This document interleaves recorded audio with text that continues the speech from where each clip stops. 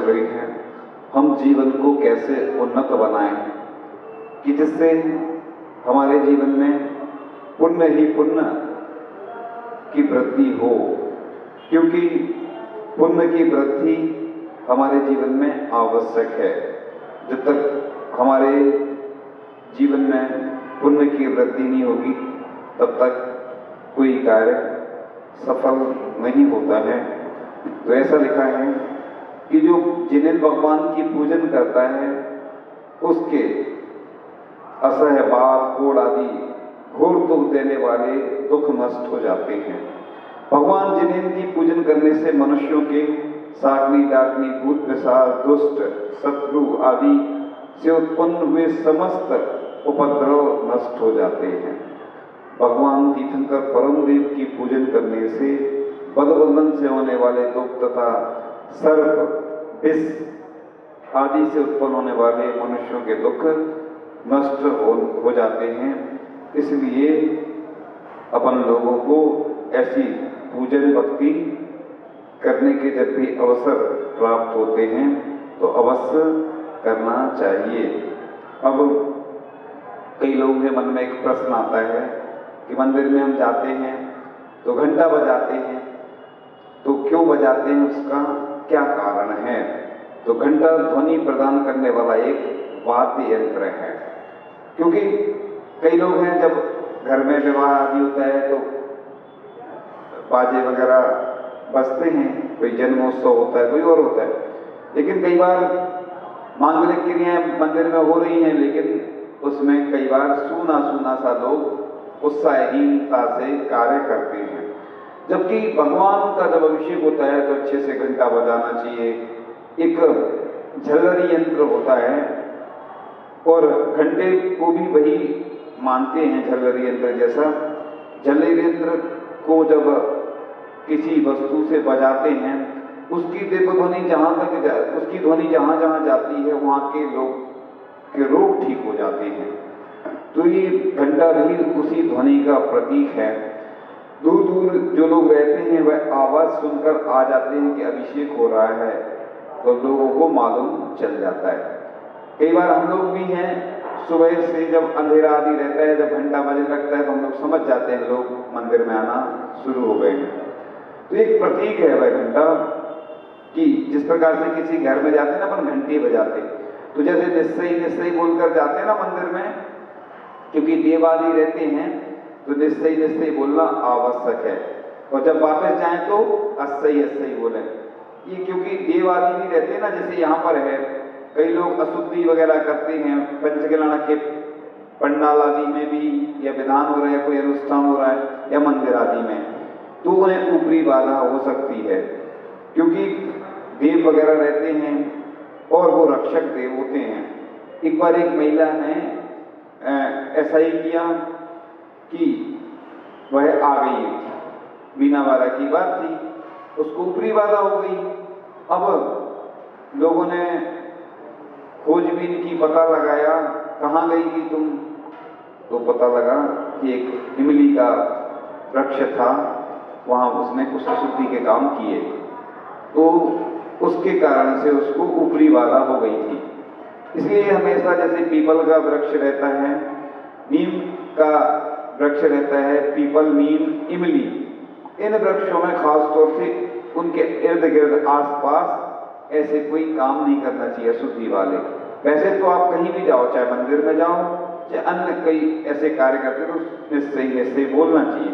साधु को भी लिखा है कि जहाँ विहार करते हैं रुकते हैं तो पहले बोलते हैं हम लोग निश्चय निश्चय, यहाँ रात्रि में रुकेंगे, सुबह विहार करेंगे, है ना। 9 बार नमोकार बंद पढ़ लेते, जब जाते हैं तो फिर पढ़ लेते। इस नगर में भी जैसे जब आए तो आवर्त वगैरह करते हैं नमोकार पढ़कर, और जब जाते हैं तो फिर अस्सई अस्सई करके अब जाते हैं। तुम्हें आशीर्वाद, किसको आशीर्वाद देते हैं? जो वहाँ पर रहते हैं। तो क्या होता है, अपन किसी घर में जाते हैं ना तो पहले घंटी बजाना पड़ती है, बोलना पड़ता है। ऐसे ही अपन ये देव वगैरह रहते हैं ना, वो जल्दी रुष्ट हो जाते हैं अगर आपने कोई भी गलत काम किया।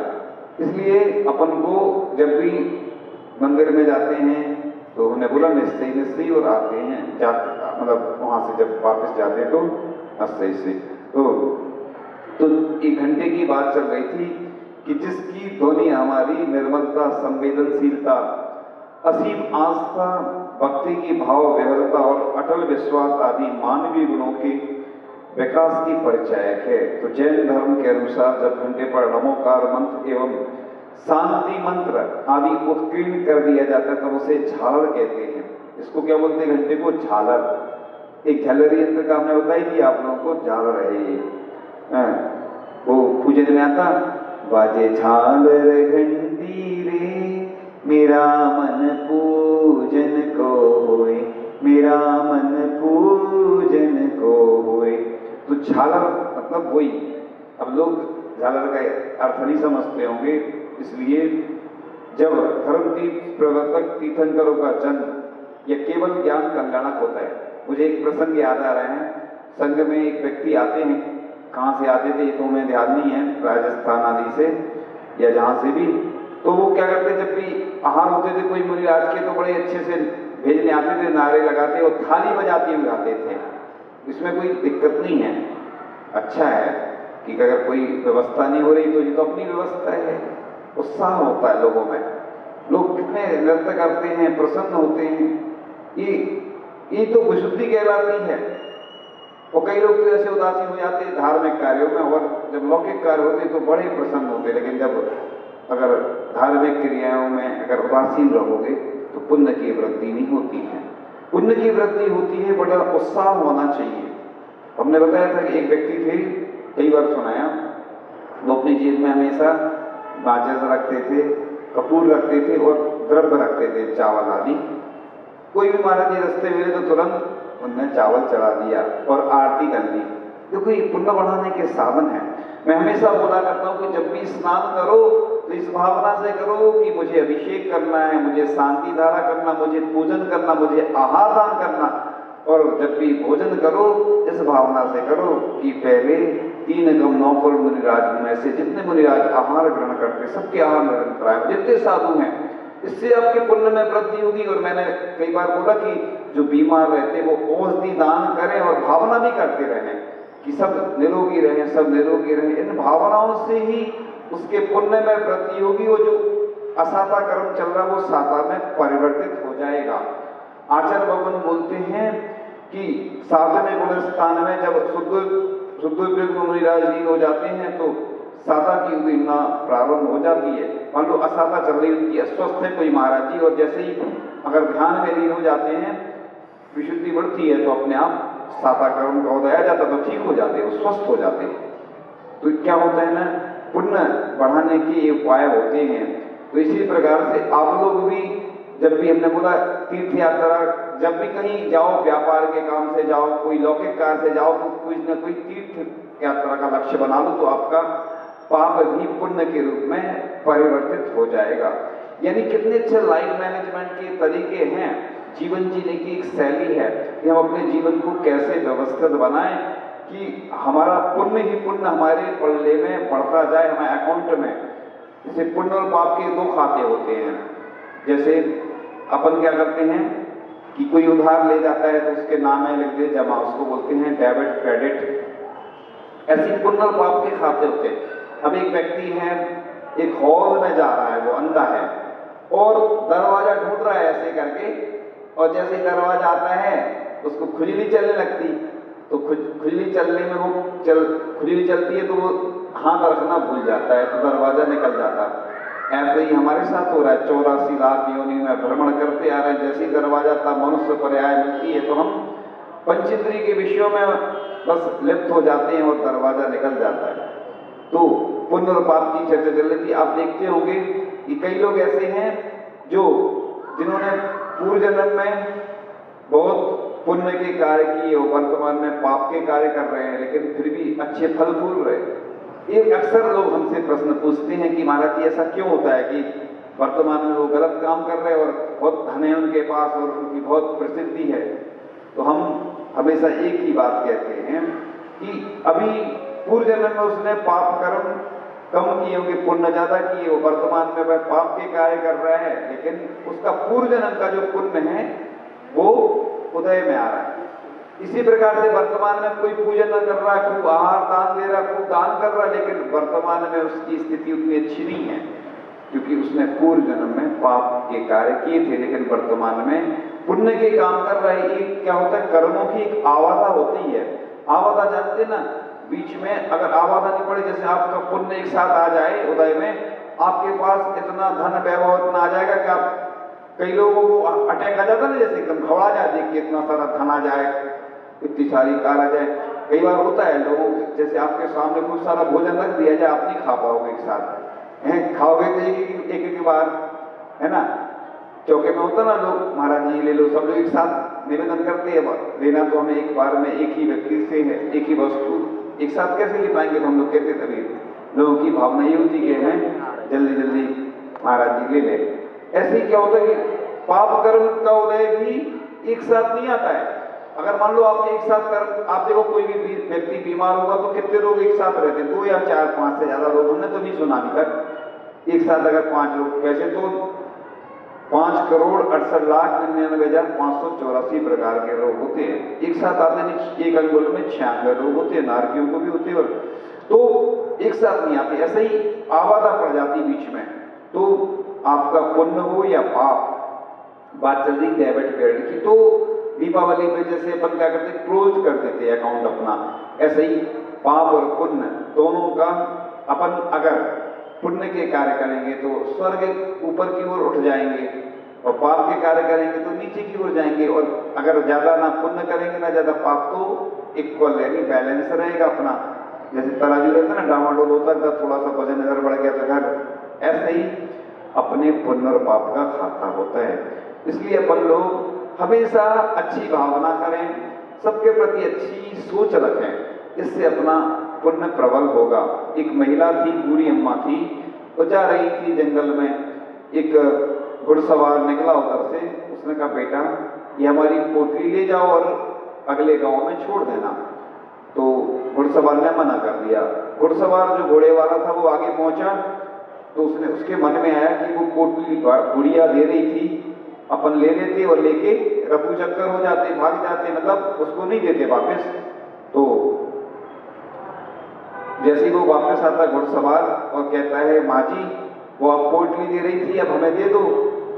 तो उस बूढ़ी माँ ने कहा जिसने तुम्हें बता दिया उसने हमें बता दिया। किसने बता दिया?